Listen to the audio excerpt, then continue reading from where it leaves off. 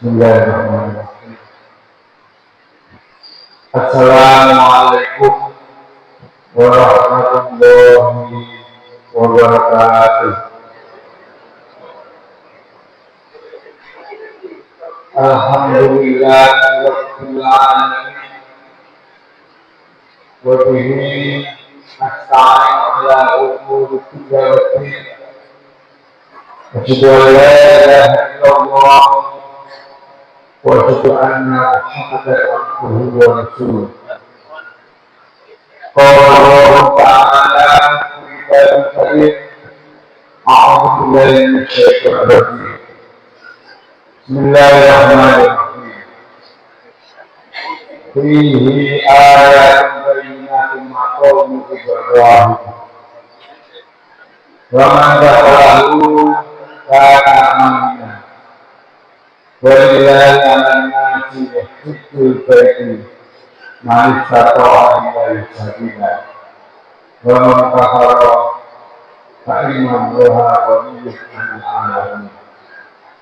Sadaqallahu alazim.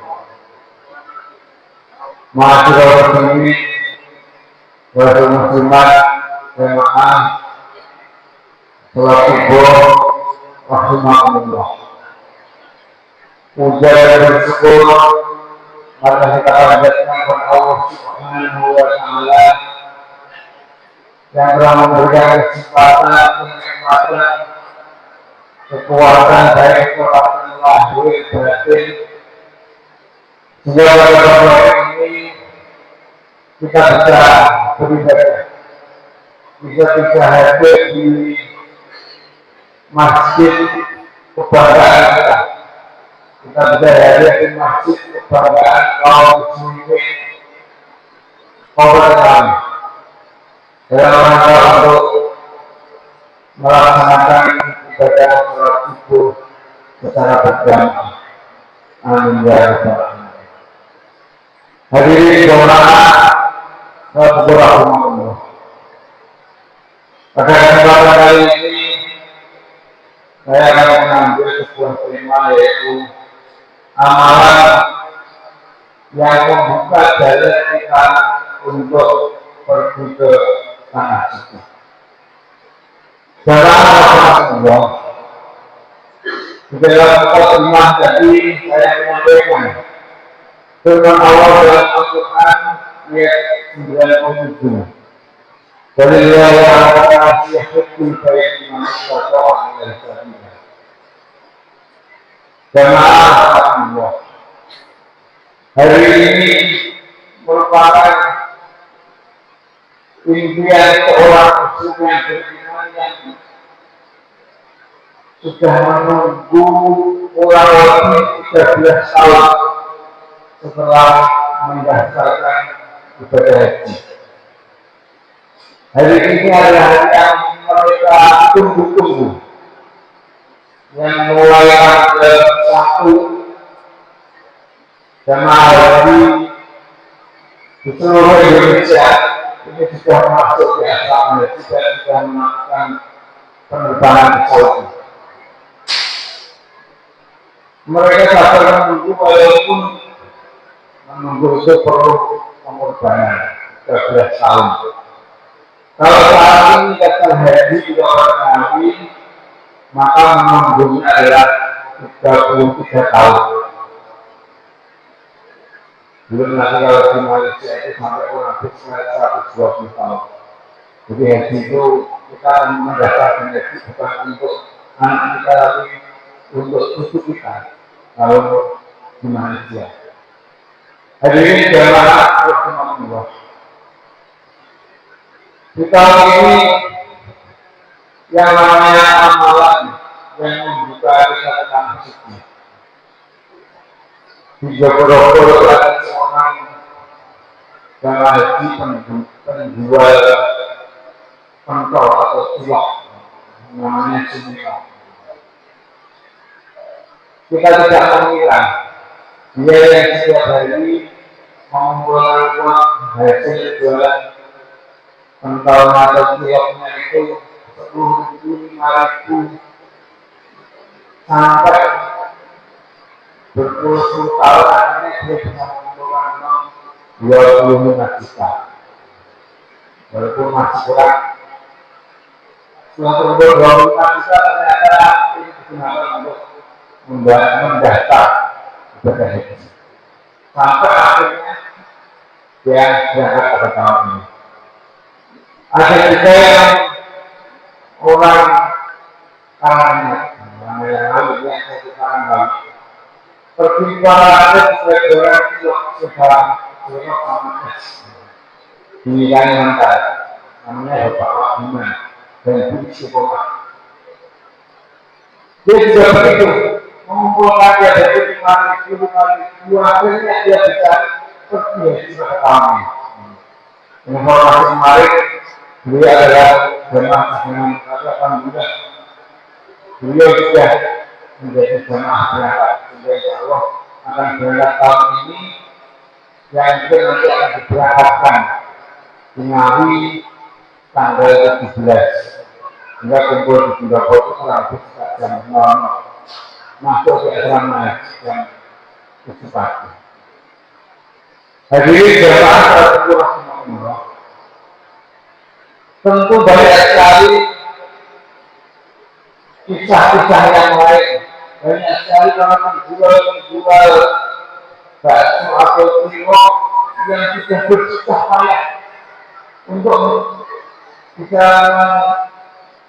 mendapatkan panggilan dari Allah. Karena yang namanya haji adalah panggilan dari Allah. Bisa jadi yang kaya sudah mempunyai harta kemampuan fisik yang kuat dan lain sebagainya, dia belum mendapatkan panggilan.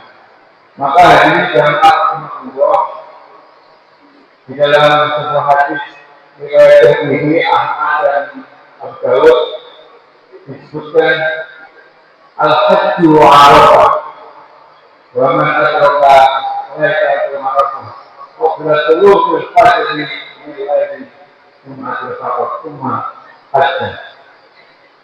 Artinya adalah haji adalah wukuf di Arafah.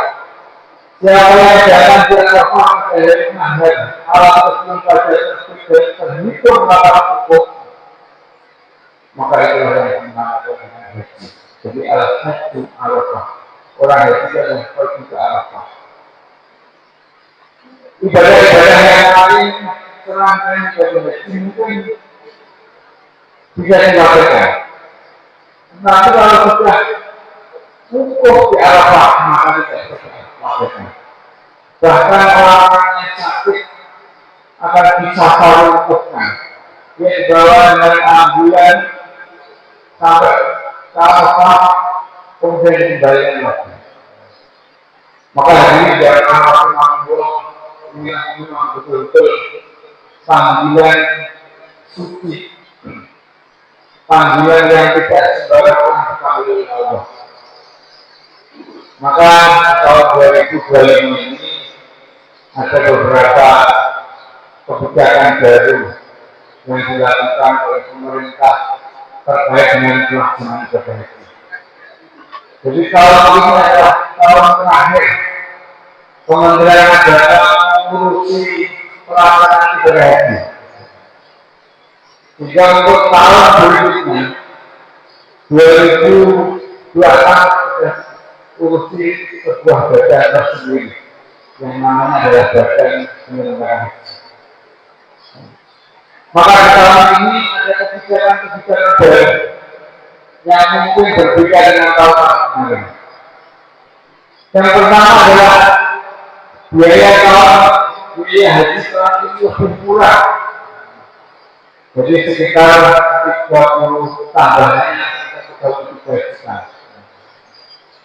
Sehingga Bapak dan Ibu sekalian, total biaya haji dari tahun kemarin kita lebih murah, walaupun murahnya hanya sekitar 600.000, jadi 500 sampai 600.000.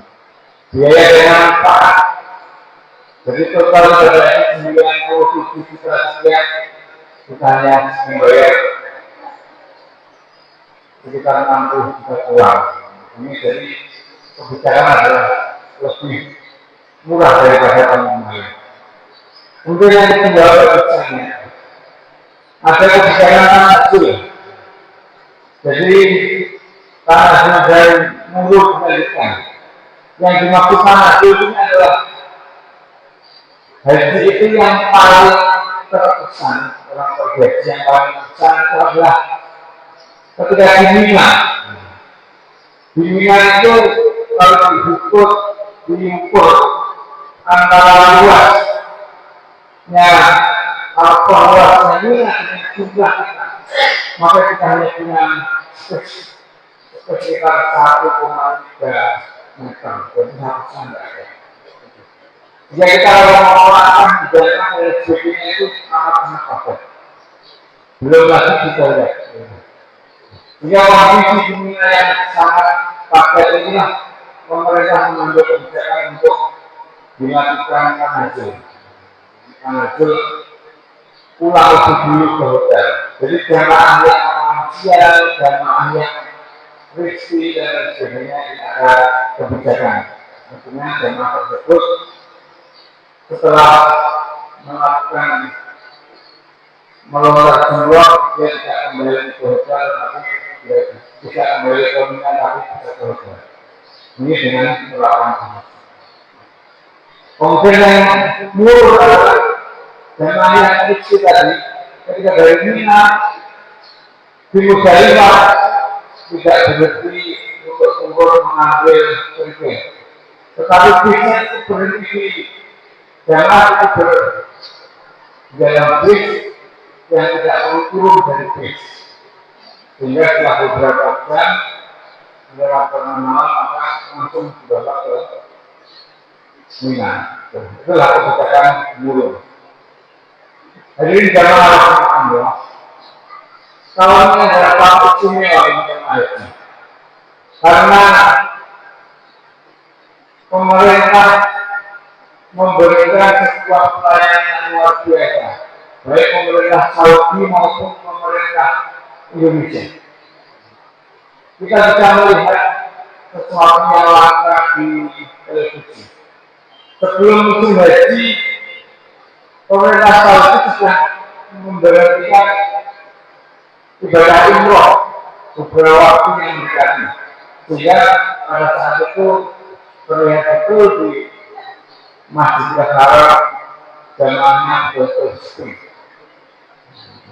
tidak berbeda dengan tahun kemarin. Jadi jamaah sudah datang, jamaah itu masih ada, belum pulang dari sini. Kemudian yang berikutnya di jamaah sekalian, pemerintah Saudi maupun pemerintah melarang kepada muslim untuk pergi haji tanpa menggunakan visa haji. Jadi tanpa menggunakan visa haji dilarang. Apabila di sana nanti tertangkap misalnya operasi dan sebagainya, maka akan tidaknya sudah ditunda karena mata sudah. Tetapi dari blacklist tidak boleh ke Saudi lagi seumur hidup, dipulangkan adalah musim haji. Sehingga orang saya ketika nanti ada tawaran untuk pergi haji dengan cara tetap, ada banyak tawaran. Pertempatan haji tidak ada, program dari pertempatan haji tidak ada. Yang ada ya daftar haji mulai dari muda. Sehingga harus berhati-hati. Karena kita pergi ke negeri orang, negeri kekayaan negeri orang, punya aturan yang berbeda dengan kita, punya ketentuan, punya kewajiban dan lain sebagainya. Jadi kita kemana-mana. Kalau haji resmi sampai sudah dapat jaminan. Kalau kita mati saya di sana, dimakamkan juga pemakamannya juga bias. Itulah misalnya. Sehingga kita terdetek jamaah. Tapi kalau kita tinggalkan langsung berangkat, lalu malam nanti. Maka jadi kalau memilih dulu ibadah itu. Hingga visa yang harus dilakukan adalah visa haji, tidak visa yang lain. Jadi jamaah sama Allah. Kemudian yang kebijakan yang terakhir yang saat ini kami adalah kebijakan tentang pembagian kuota berbasis syariah. Jamaah rahimakumullah. Jadi yang dimaksud dengan syariah ini baru terjadi tahun ini.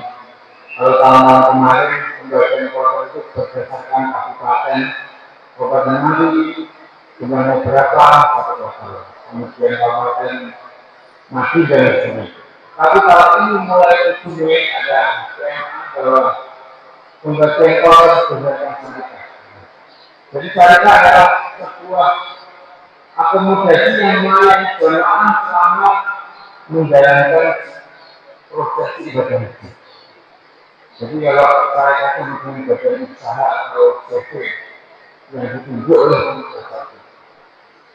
Kalau tahun kemarin mungkin sebenarnya seluruhnya satu, tapi tahun ini adalah ada 8 syarikat atau 8 sesuatu. Sehingga satu kota harus satu sesuatu. Maka dari itu untuk kami dan sekalian pembagian kuota baik di kabupaten Ngawi maupun yang lainnya agak terjadi permasalahan karena jemaah yang sudah terlanjur berangkat ke asrama haji karena marikannya tidak sama sehingga dia harus tidur selama bahkan yang belum siap itu sudah berangkat. Inilah salah satu kebijakan dari pemerintah Saudi tentang pembagian kuota itu. Maka ini jemaah rahimakumullah. Jadi sekali lagi amalan untuk kita pergi ke mana suci banyak jalannya. Kalau Allah sudah memanggil entah dengan jalan apapun, baik hadiah, haji, biaya dinas maupun biaya jalan orang lain maupun haji sendiri, ini adalah merupakan sebuah anugerah, sebuah kesempatan, sebuah kenikmatan bagi kita semua yang luar biasa. Akhirnya kita dipanggil oleh Allah Subhanahu wa Ta'ala. Maka ini jamaah Allah, semoga kita termasuk orang-orang yang beruntung yang nanti bisa segera dipanggil oleh Allah Subhanahu wa Ta'ala. Amin.